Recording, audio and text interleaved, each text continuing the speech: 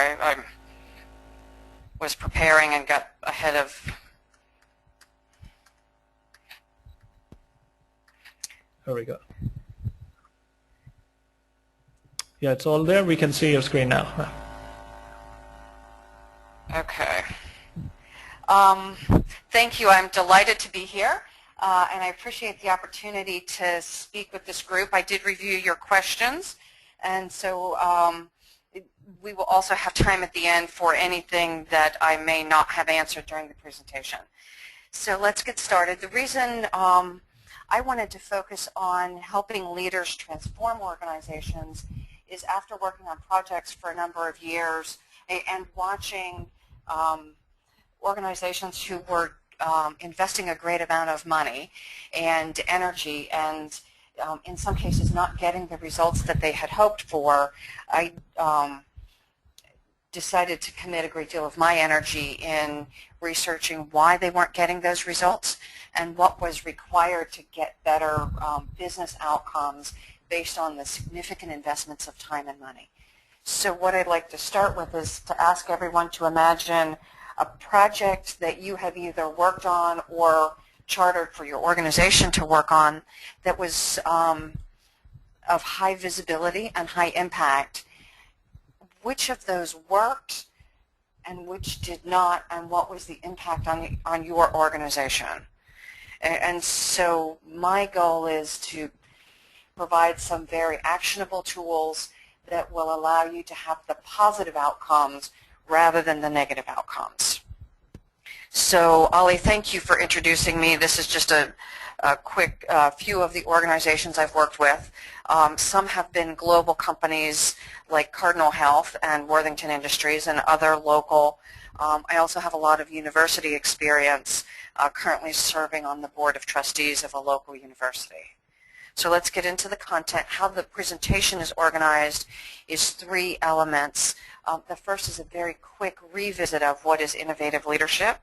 Then most of our time will be spent on the organizational transformation model, and then an invitation for you to think about what might you do to either for yourself become more effective and or bring this model back to your organizations to ensure that the projects that you oversee are effective, or more effective. My assumption is everyone is already quite competent, and what's required to lead a transformation may be significantly different than what is required to operate a business. So you'll understand the innovative leadership construct, a lot more detail on the 7-step process. And this also, the presentation offers some reflection questions.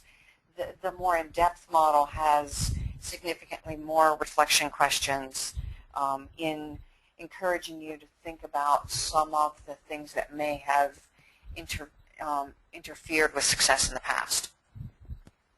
So the next slide looks at what are the factors driving change in your current environment.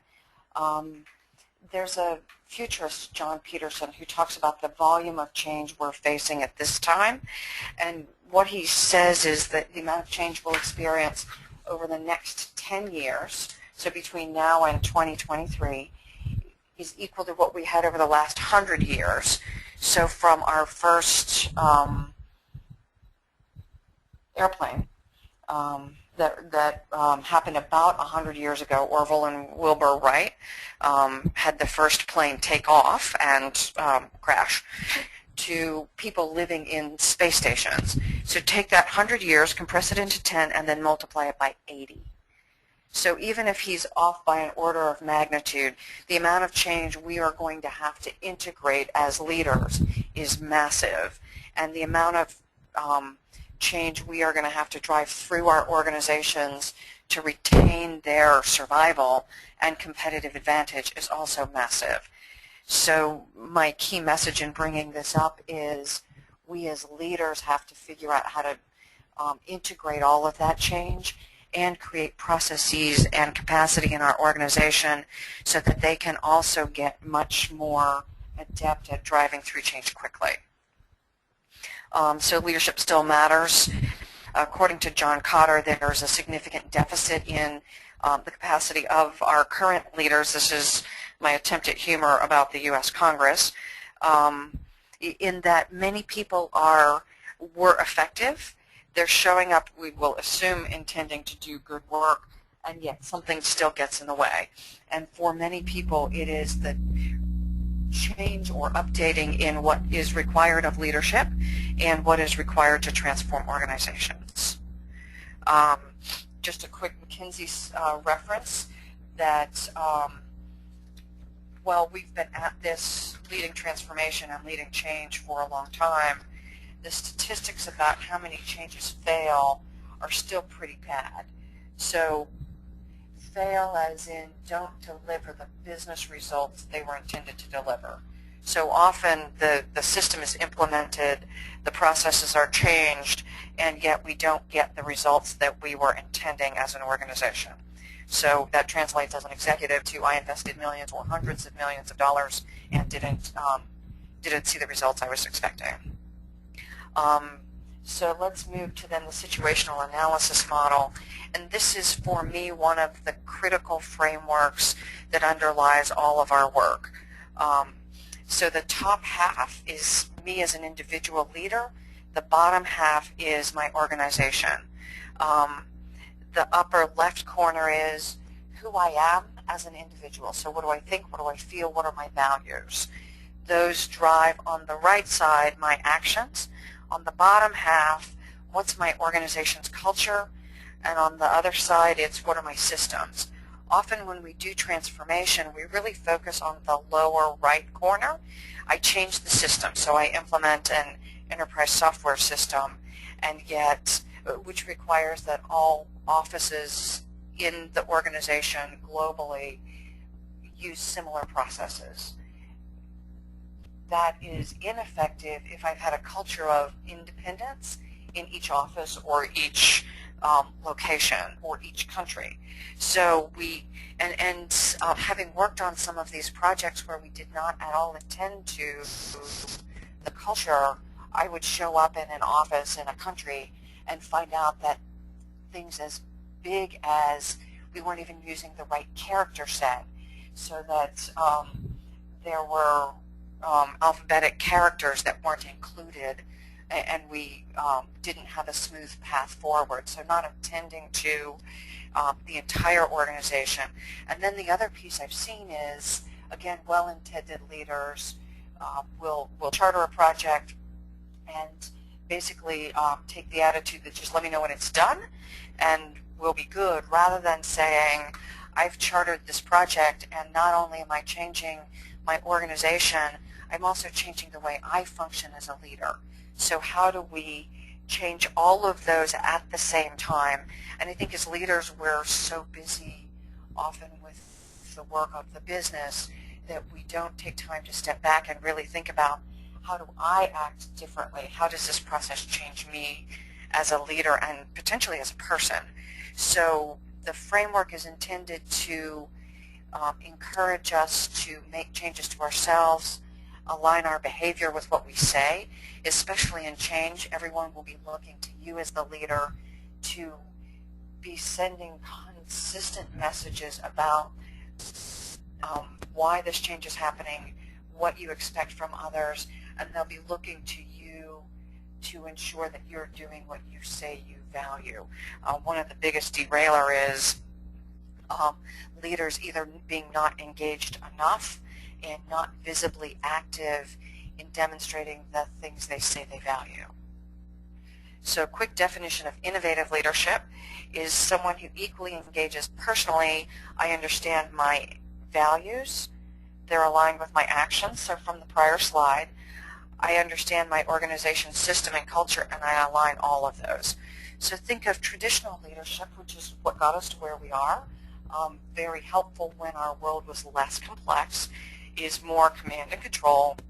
I'm the leader, I'm in charge, I have the answers, and I'm going to tell you what to do. Innovative leadership is more the mind of the scientist. So if I were to think of someone like Einstein, who is constantly looking forward, so very visionary, develops a hypothesis about how things will operate, experiments, and then refines. So I individually as a leader move from I have all the answers to I have a hypothesis. And for many of us, that's quite a difficult transition because everything in our cultures often tells us that as the leader, I'm supposed to have the answers. So now let's move into the second part of the presentation. How do you lead change? We have a 7-step process. It's based on a lot of research, including Cotter, Jim Collins' Good to Great, and also some positive psychology and the work of Heifetz and several others. So the 7 steps are create a vision and a sense of urgency, build your team, analyze the situation, build your plan, communicate, actually implement, which is all the way down to step 6, and then embed the transformation so that it becomes how we do business rather than a special project. So let's jump into these. And the thing that is consistent throughout each of these steps when, if you're using the textbook, is that I look at who am I as a leader as well as these other parts.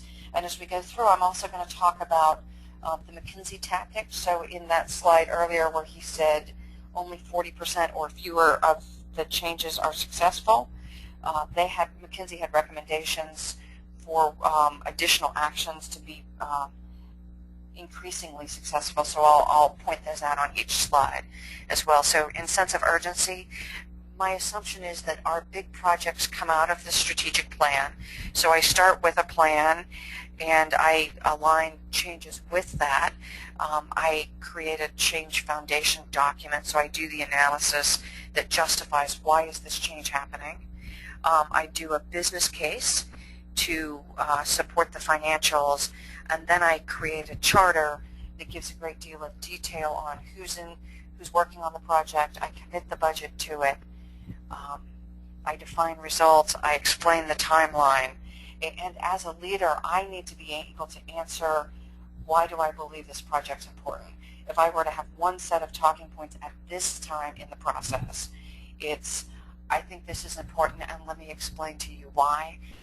And that often includes not only the data, but that people process emotions. So what's the compelling story? From Mckenzie Tactics, at this point, I should have well-defined stretch targets. Those should be in the charter. I should be communicating an equal portion of the positive, this is the vision of why it's important, it helps our strategy, it helps our success, and then the urgency or negative message, what's the consequence if we don't do this? And also, this is the point where strong CEO involvement. So as the executive team, I'd say not only CEO, but the entire executive team, we should be communicating consistently in our ongoing talking points why this project matters. Second step is building your team. Included in the charter is, so each of these steps are interconnected. They don't happen as linearly as is shown in the image. What are the teams that are involved depending on the size and complexity of the project? So steering committee, project team who gets the work done. Change Network is a group of people throughout the organization who helps implement the culture and system change, but they may not be part of the project team. Extended team is similar. Those are people who give input but are not part of the core of the project, so they dedicate less time. And then subject matter experts come in again slightly less often. So for each group, there is a different set of expectations, a different set of direction, a different amount of time invested, and part of the chartering process is helping each of these groups understand the overall picture, their roles and responsibilities, and the resources they'll have dedicated to them. It's important that we as leaders are clear about the criteria for selecting these teams and creating plans that help them align with the overall project. The reflection question for you as a leader on this is, do I believe participating in this project will be helpful for the careers of the people involved? So as I select folks to participate, how do I make sure that this is advantageous for them as well as for me? And what messages do I convey to them that I believe this is important? We're selecting, hopefully, our best people to work on the most high priority projects, and also understanding that the folks who are staying back to run the business are also critical to our operations. So we're balancing high visibility, high priority projects and keeping the organization running and our clients receiving the results that they're trying to receive. So the Mckenzie Tactics in this are organizing a clear structure for change and ensuring that our front line understands and is consistently involved. And that's where these change networks and extended teams are often back in the ongoing business, not in a separate project team. So part of their role is going into the project, back out to the organization, so we have a continual flow of information both directions. So frontline feeds it into the project feeds it back out to the organization. Okay, so now let's move on to the third step, analyzing the situation, and think back to our quadrants. Every step in this 7-step process, we are looking at leadership mindset, leadership behaviors, culture, and systems. So in the assessment phase, we recommend leaders being evaluated for personality type and also developmental perspective and behavior. So if you happen to listen to the webinar on innovative leadership, it's really looking at those innovative leadership characteristics and ensuring that the members of the team have the right composition. If not, this is the time to go back and revisit team composition. So both my capacity internally, do I have the complexity of thinking, the emotional intelligence, and the right behaviors, and to allow us to, again, successfully implement. Then we look at the organization's culture. Are we trying to implement a project that is inconsistent with the culture? If so, the culture survey information will help us understand in the planning phase what we need to change.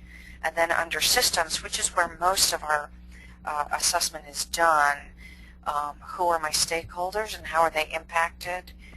Who are my users, so which jobs do I actually change? Understanding which other change initiatives are happening, and looking at my business scorecards. So let's think about other business initiatives for a second. Often as leaders, different parts of my organization have taken on change initiatives, especially in a global organization. I may have someone changing technology, I may have someone changing processes, others are introducing new products, and then we introduce an organization-wide initiative. How does that align with and undermine other projects?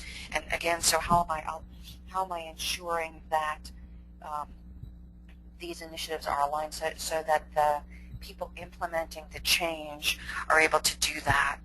So I want to give an example of an ERP initiative. One of the things we discovered when we were doing the assessments is our customer service folks who take orders in, schedule, and those activities feed into purchasing, scheduling all of the machinery to produce the product. Not only was the system changing, but every part of their job was changing. So through this assessment, we got the information that let us understand that we needed to change their jobs well before the system went live so that they were comfortable with the new roles.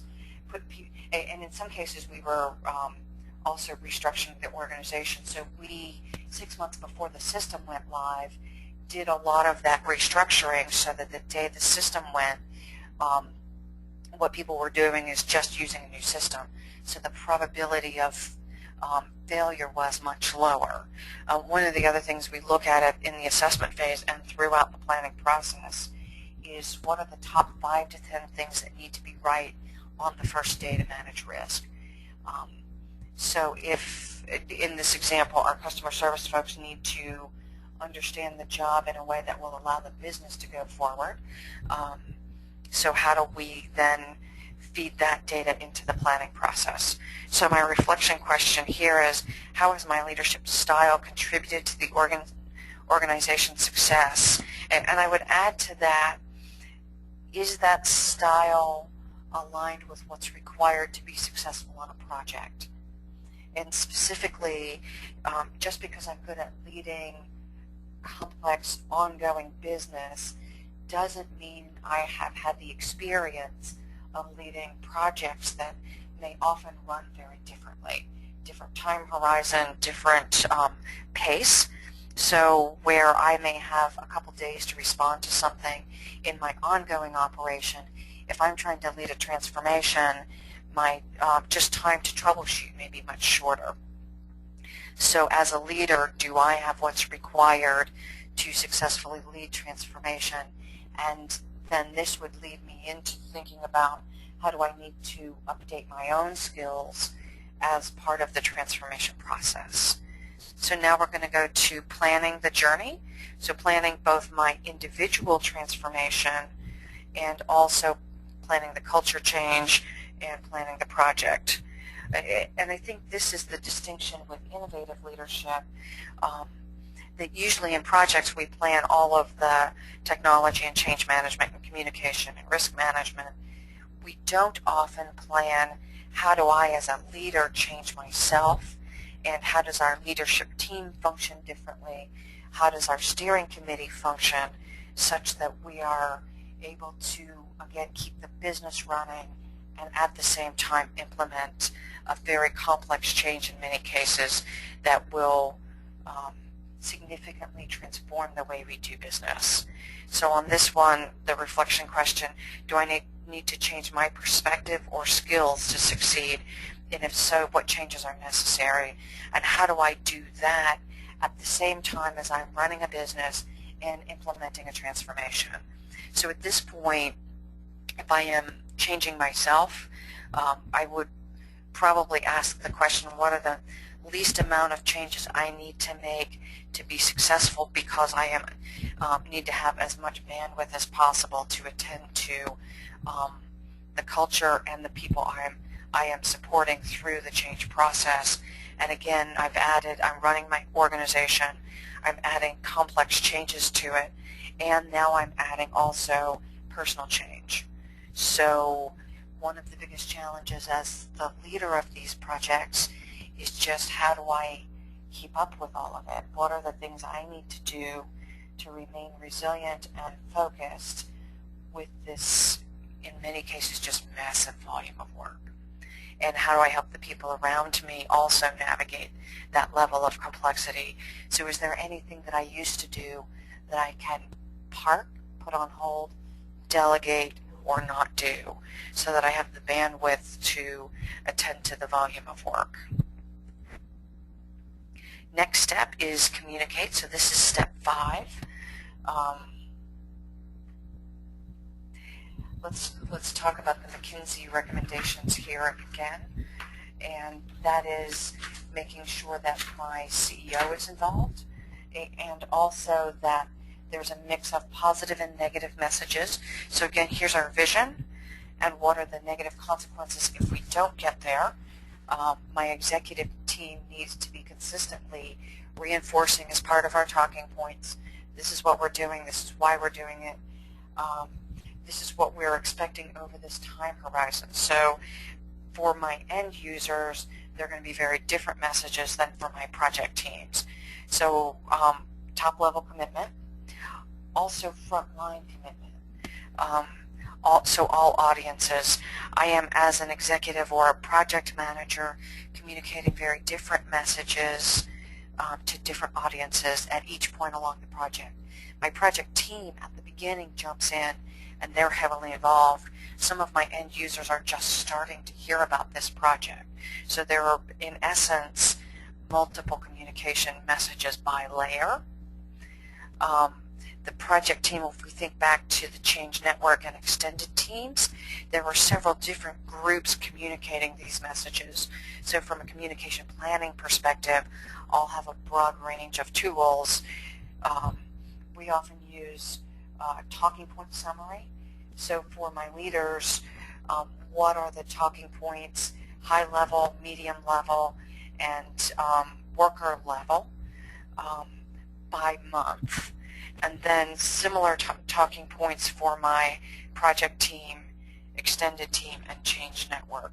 And the reason we invest the time in creating all of these phased messages is to ensure that everyone's getting what they need at the time they need it. So we're all going through our own internal change process to understand it, to integrate it, to actually believe this is the right thing before I can, as a person accepting the change, invest my time and energy to move forward rather than resist. I need to solicit feedback and continue to evaluate, is my communication effective? Again, on the prior slide we talked about other projects. Again, I am having to communicate and coordinate with other projects, so as my people being impacted by the change, they're getting one set of messages saying these are the changes that will impact you this month, rather than getting a newsletter from 5 different projects about all the things that are happening. Because again, if we look at what undermines us, it's looking like as a leadership team we are not doing our job in attending to the multiple parts. And then I've got some end user who has the least awareness of the overall organization strategy, trying to figure out what they're supposed to do from day to day. So my reflection question here is, what do I need to communicate to others about my personal change goals, and how do I solicit their input and support? So what are my stories as a leader? People love stories. We're able to retain those in a different way than we retain data, so they're much more influential. So what is the story I'm telling about how this is going to impact the quality of lives of our customers as well as our employees? So an example here is an enterprise software project, again, for a large global corporation where we were making cancer drugs. We had one of the employees on our project team who had a brother impacted by this drug, who had cancer and who was using this drug during the treatments. And so her talking about the impact this implementing the system would allow us to be more effective, produce higher quality drugs. How would that impact the survivability of a family member? Those kinds of stories have a lot more impact than corporate leaders are going to make more profits.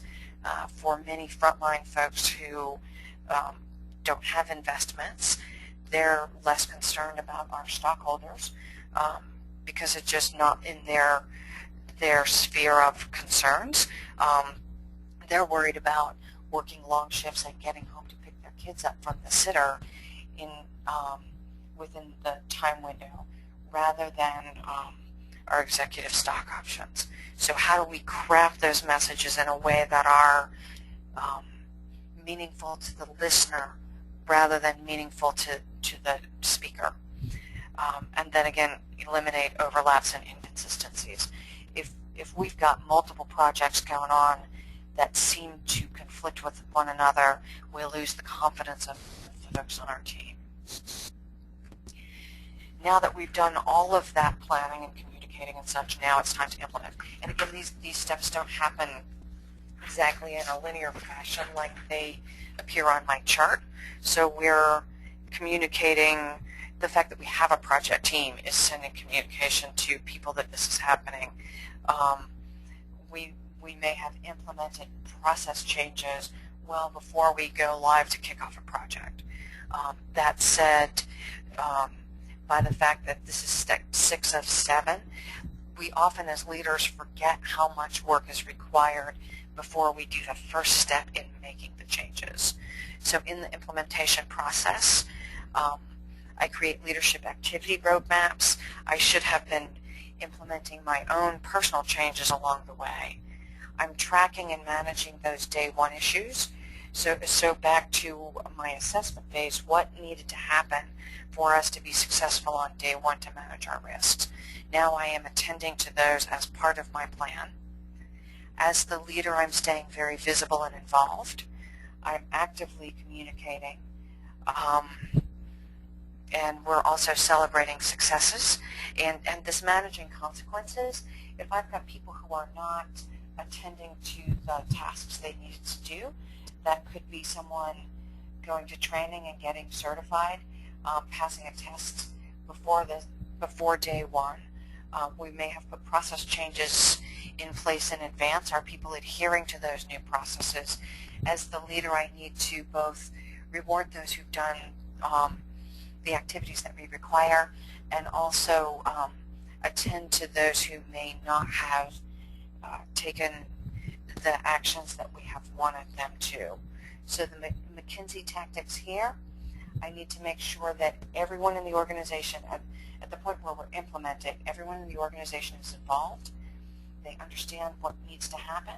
They have tasks that are appropriate to their level of job. So for the high level folks, I may say, here's what we're doing, here's the general direction. For my frontline folks, I likely need to have very specific start-stop type activities. So here are the new things you start, here's how you do it, here's when you start doing it. And we will have given you practice time. Here's what you stop doing, here's when you stop it, here's where it will go. Those jobs will be transferred to someone else or will no longer be doing those tasks. Again, we need to have well-defined stretch goals. So people need to mainly have clarity. Here are the steps I need to take so that we're successful. And for many folks, they want to understand why. What's the value to me, to the organization, and to my end users or customers or clients or constituents? Here's why they will get benefit from that. So as a leadership reflection question, what do I believe is an effective approach to honoring the progress we've made? So rewarding people's success while continuing to maintain focus on the balance of the work that needs to be finished. So people at this point have worked really hard. Many of them are exhausted. For some, they will have been traveling extensively. Depending on the size and complexity of the project, they may have been working away from home for up to a year or more. So how do we continue to reward those folks, especially if they've seen people who've stayed back, who've been running the business, getting promotions? They're wondering if this investment in this new project is appropriate for them. Is it going to be rewarded with regard to their career success?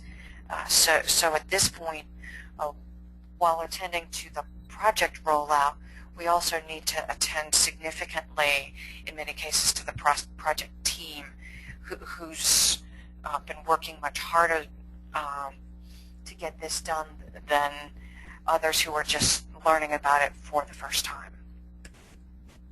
And then the last step is embedding the transformation.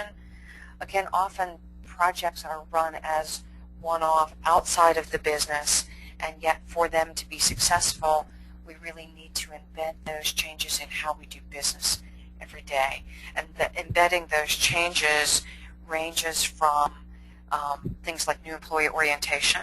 We want to make sure that as we're orienting new folks coming in, that we're actually training them using the new way of doing things, introducing the culture changes. We update training, we update job descriptions and roles and responsibilities, work charts in some cases. We may compensate people differently. We may have different performance appraisals. So as we again think about the bottom half of that quadrant chart, how has the culture changed? How have the systems changed? And to sustain those changes, what do we need to do within the system to allow them to be sustained? And adding to that, as a leader, what changes have I made myself? And how do I sustain those changes so that I am effective going forward in the changed organization as well as our systems and processes? So the reflection question here is, when I think of my mental, emotional, moral, and physical state, am I still the right person to be leading the change going forward? So at this point, we're not going to take time to do the exercise, but the exercise would be, now that I have a clearer picture of leading a transformational change, look at the staircase. Where am I as a transformational leader? And for many of you, I would ask the question, where am I and where are my key leaders? If totally effective is at the top of the stairs, that would be a 10. What number am I? Am I a 5? Am I a 6? Am I a 9? And what do I need to do to get to the next step? So we all want to be at 10 at some point, but what are the actions I can walk away from this presentation with today that will make my organization more effective this week, next week, this month, next month? What will I commit to doing? And then who will be my accountability team? And because I believe everyone on the call is already a leader at varying levels in the organization, how do I take this back to the people who work for and with me so that I'm not just changing myself, but my personal change will also lead to a change within the organization to help all of us become more effective. So next step, thinking about how do I change myself and my leaders, assess myself and them as leaders. We create our own development plans, and we work on the reflection questions for each step. For the organization, in some cases you're going to be working with consultants as project managers, as change management people, and as communication folk as you're going along. So augment yourself with the necessary experts. I think my key point here is really attend to the alignment. So are we aligning the goals of the project with the interventions we're taking on the system side, the culture side, and all of our people leadership side? And there's a free assessment on my website. I think it's just called Organizational Transformation Assessment. That's available for free, that will help you test your alignment on each of these 7 steps. But at this point, let's move to questions. Folks, if you have any questions, you could either raise your hand and I will be giving an opportunity to speak to Maureen, or you could put your questions in the chat box directly, and we'll be happy to read them over on your behalf. I see there's a hand already raised, so let me see. Okay, the hand. Let me try to unmute. Mr. Brother Bilal Rashid, Muhammad Bilal Rashid, can you hear us? Hello? Brother Bilal, you raise your hand. Brother Muhammad Bilal Rashid, I just unmuted you. Okay, let me move to another one. I'm sorry. Brother Khalid Al-Khudairi. Can you hear us, sir? Yes, do you hear me? Yes, we can hear you, sir. Could you please introduce yourself and ask the question? Yeah, my name is Khalid. I'm from Modern Electronics. I want to know, is that 7 steps can be applied in different organizations? I mean, different type of businesses, and specific if we are moving from, like, you know, HR regular function to a different function where to be a business partner to the company. Because mainly I joined in the middle of the presentation, so I have seen that all of it is focusing on, you know, identifying the people and how you develop the people among the project team. Is that you know,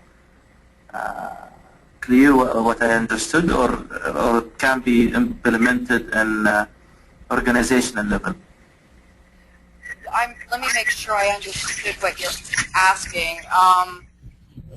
It is very much intended to be both individual leader, leadership team, and organizational. So this while I talk more about the leader, part of the reason I do that is because many of us have already extensive experience in the system side of implementing change. So it's my assumption that what we need to add to what we've done in the past is attending to that alignment between what our successful consultants do in the system space with attending to culture change, involving leaders more extensively, and helping leaders understand what do I do? Because at least in my experience, often the changes were as a result of leaders who wanted to do the right thing but didn't have the experience in leading a transformation, so they often either didn't participate enough or participated in ways that didn't have the impact they were hoping for. Does that answer your question?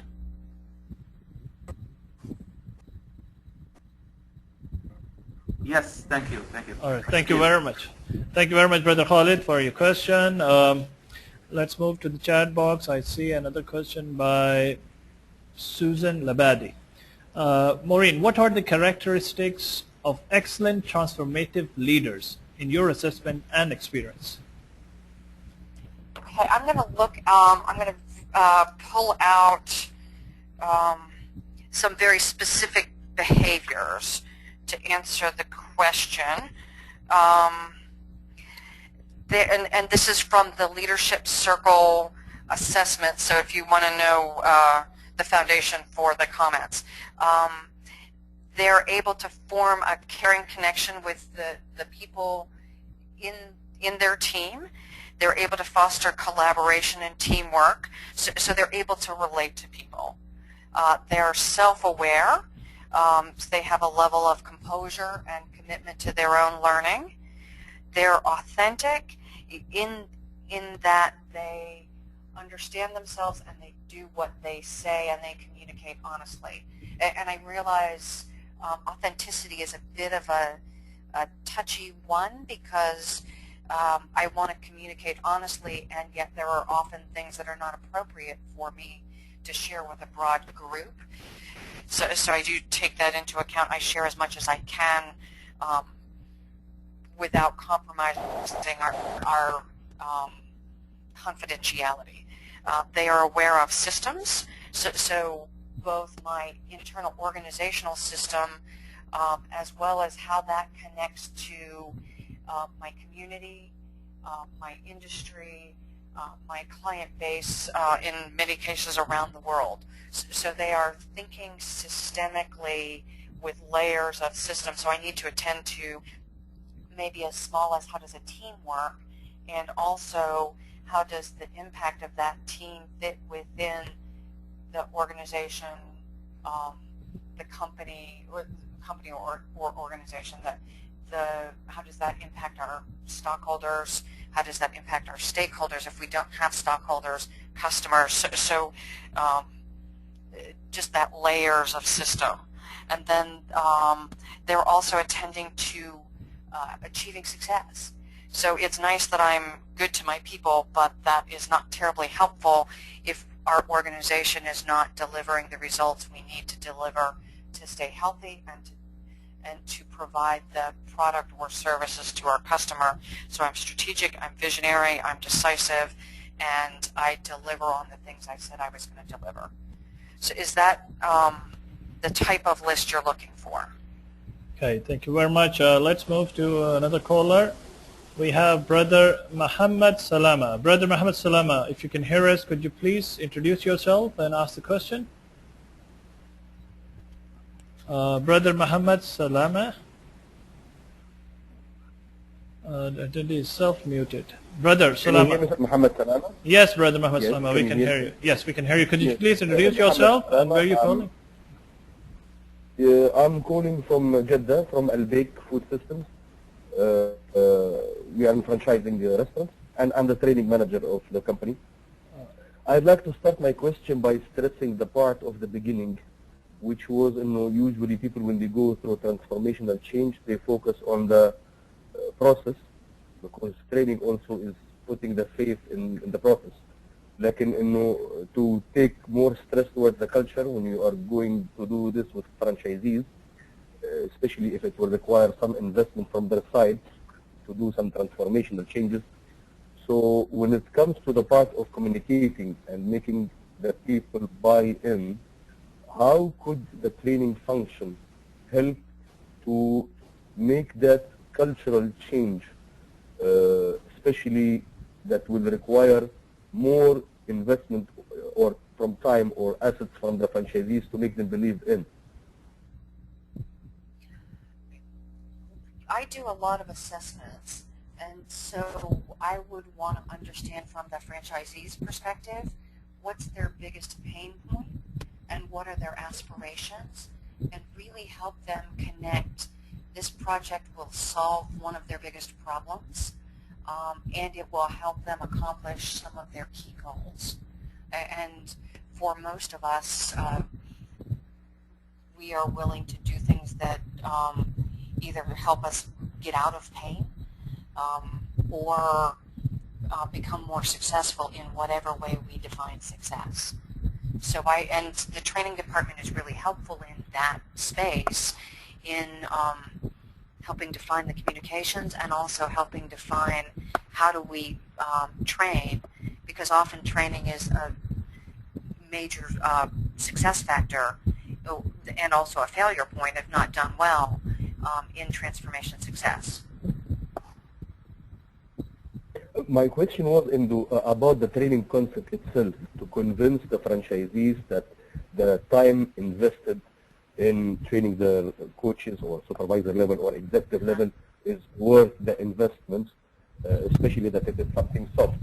And especially from high level, the return on investment will worth it, and especially when there are the company is going through what we call it engineering or re-engineering, or we are trying to make some big changes, and we want them to see the long-term changes. And usually franchisees are always looking after profit, while the franchisor is always looking after standards. And that's the challenge where the training function is sometimes stuck in. And so that's where I'm trying to connect their biggest challenge. So it sounds like what one of the things you can do is tie the project to their bottom line. So how does implementing this project help you become more profitable? If that's what they care about, then let's give them the business cases, which hopefully we've done in the beginning, a change foundation type of assessment or a business case or both, that really tie our project to bottom line results. Yes, this is beautiful. The only thing that's the last question is, this is doable when we're talking about the present, but when you say in the beginning, things and technology are accelerating now, that will happen in the next 10 years will be almost same like what happened when the Brian brothers started doing the first airplane 100 years ago. You cannot really be so decisive when it comes to profit. You have to think like Einstein and be some hypothesis. And that's the big challenge, when you convince them that this new management style or new organization chart will be benefit to them and profitable. You have no solid data. It's not something like budget or something solid facts or financial facts. It's only a hypothesis. And that's what you said in the beginning. That really ignited that thought in my mind. Yeah, I hear you. So you're trying to justify things that are intangible. Exactly. Yeah, and the hope is that the changes you're making are the right direction for the company, and that they have enough trust in you that they're willing to invest. And I realize also that some people really don't want to do that. They just want to put their heads down and focus on what's going to get me money today. Exactly. That was my question, yeah. So at that point, it would be understanding consequences. Yes, yes. Okay, Brother Slama, do you have any other supplementary questions, or? No, thank you very much. I really would like to appreciate all your time. All right, thank you very much for your question, and let me move on to another question in the chat box, there's an interesting one on building a team. In your view, where leaders normally go wrong while creating plans to build a team?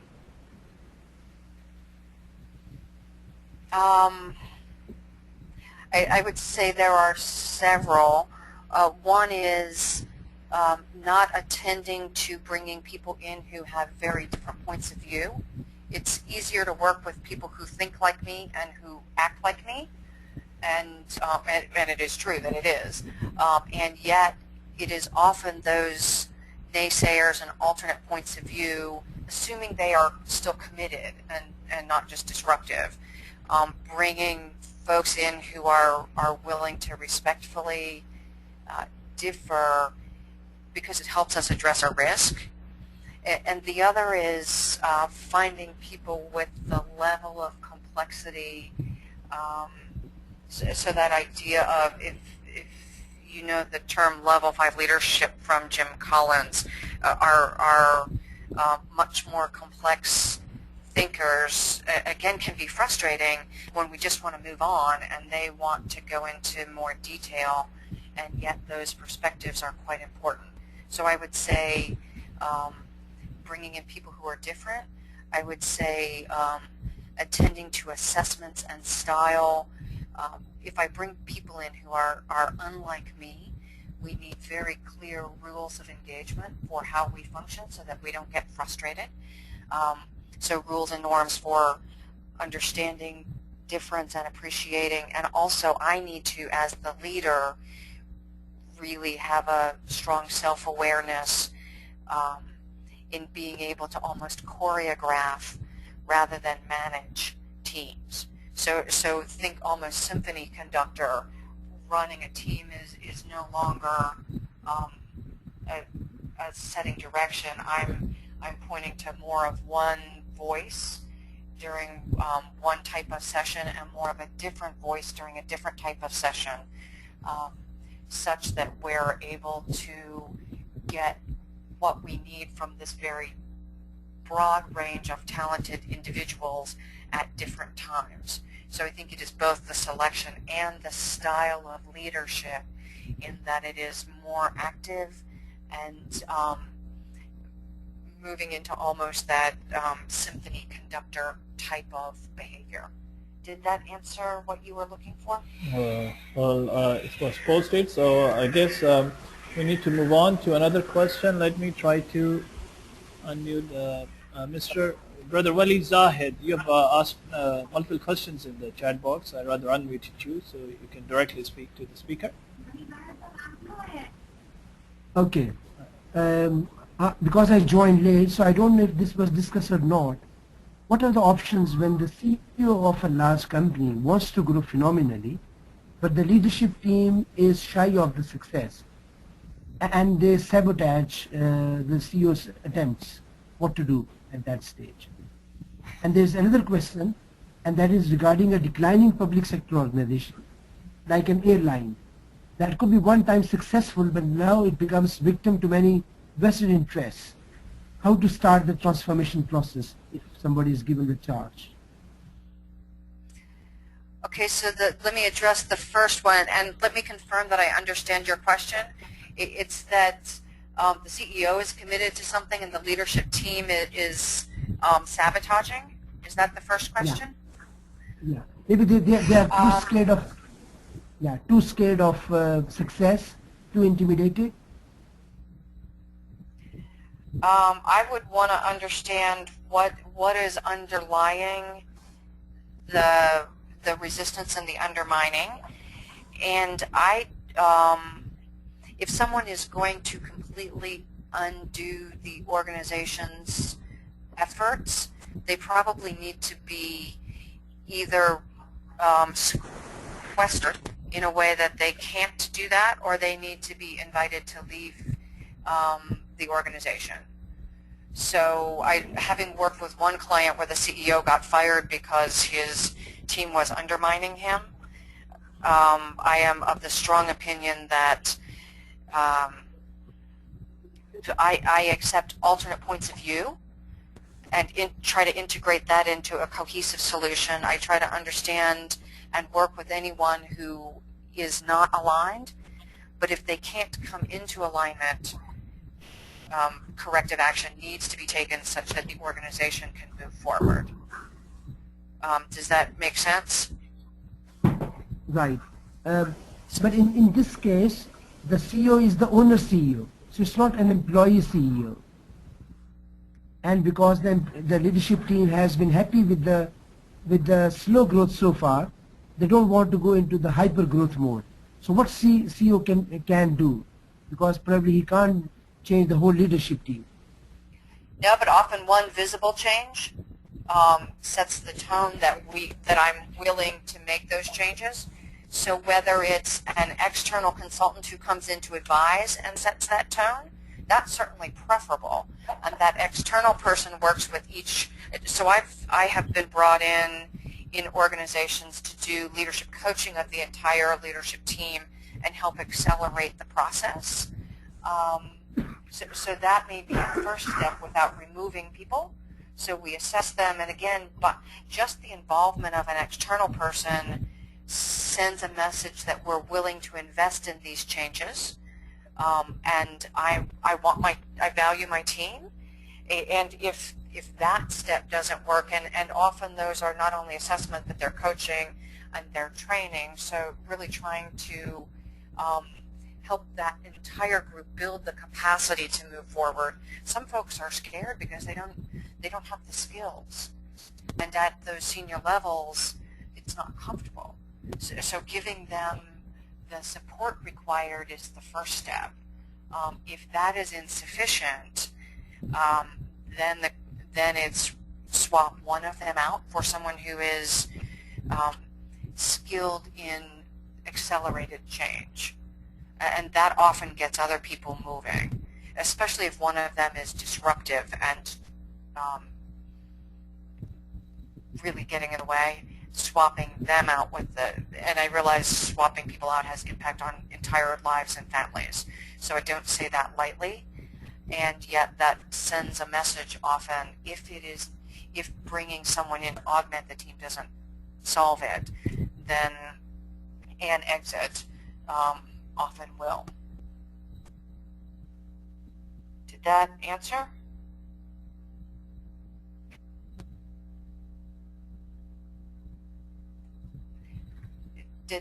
Did that answer your question? Mr. Zahid, can you hear us? Are you still there? Brother Zahid, Wali Zahid, you still there? I think, yeah, you there? We had the audio difficulty. I think that's fine. I look at the video, and maybe you can move on to the second question if we still have time, the last minute. The public sector organization. Would you repeat that? You said public sector organizations like airlines, and what about them? Yeah, at one time they may be very successful, but now they have become victim to lots of vested interests.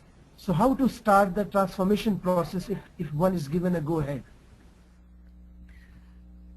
I would say, especially in public sector, at the highest level, having the mandate of your senior officials. So we are dictating that this needs to happen, and then the leader of that organization,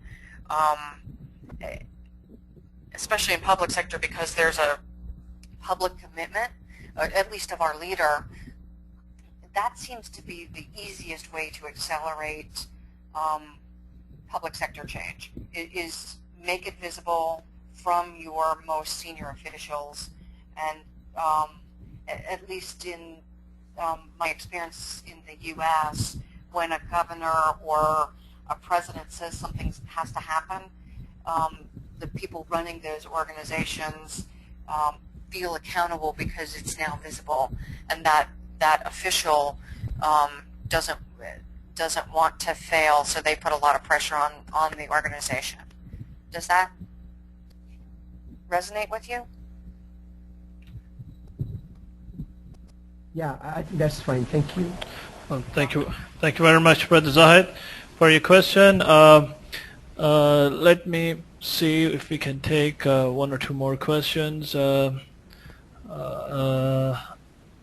know there are a number of them, so okay, there's one I think which can summarize of what we have discussed today. Out of the 7 steps, which step do you believe is mostly ignored by leaders during any change drive? I would say assessing themselves. We're good at assessing organizations.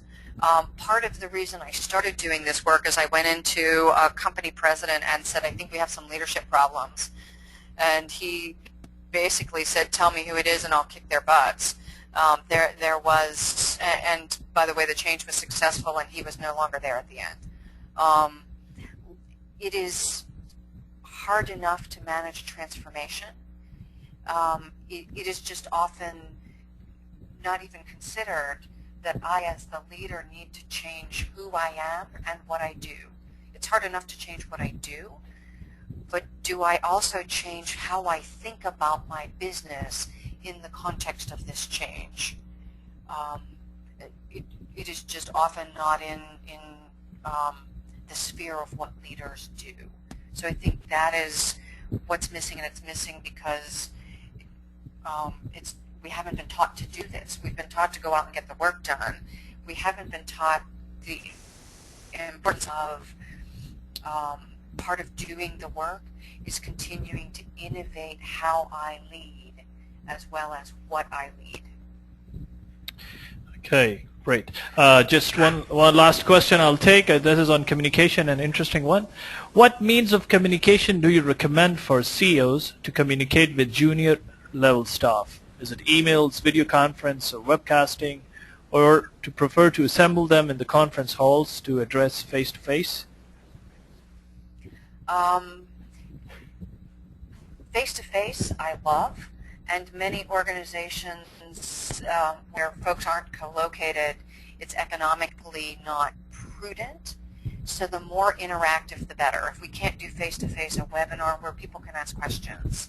So the more transparency and the more accessible the senior executive is, I think the more effective, because there's not the illusion that the leader's hiding from people. And even the most accessible folks can seem not approachable just because of their schedules are crazy. So if I do either a conference room or a webinar where people can ask me questions, then I can be more, I think, more effective and more real, and they trust me more. The more they see me as a human being, the more they'll begin and continue to trust who I am as well as what I do. If they trust me as a human, then they're likely to trust the direction I set. Even if I'm a fabulous leader at running an organization, if they don't trust me as a person, it's going to be more of an uphill battle. Okay, well, that really brings us towards the end of the webinar. I would like to thank you, Maureen, on behalf of MILE for conducting this live webinar and taking the time to share this valuable content with us. Any concluding remarks you would like to give? I thank everyone for being involved. I really appreciate your attention and questions. There are some free tools on the website, specifically an innovative leadership assessment and an org transformation assessment. I do encourage you to use those if you have any interest, and share them with your employees. I try to make as much as possible available at no charge because I think the tools are important and helpful. And Ali, thank you so much for the opportunity. It's really an honor to get to share my life's work with such an esteemed group of people. Well, thank you very much, Maureen. I know you've been quite engaged with MILE, and we really appreciate your time. Folks, Maureen also has an exclusive community of practices on MILE community. I've just broadcasted a link where you can click and directly join her community to interact directly with her on our platform. The community serves as a social media integration, and we have a number of other subject experts. You can also join for free. This webinar is being recorded and it will be uploaded, and the link will be provided again on the MILE community, milecop.net. You can always visit and download the soft copy of the presentation in a day or two.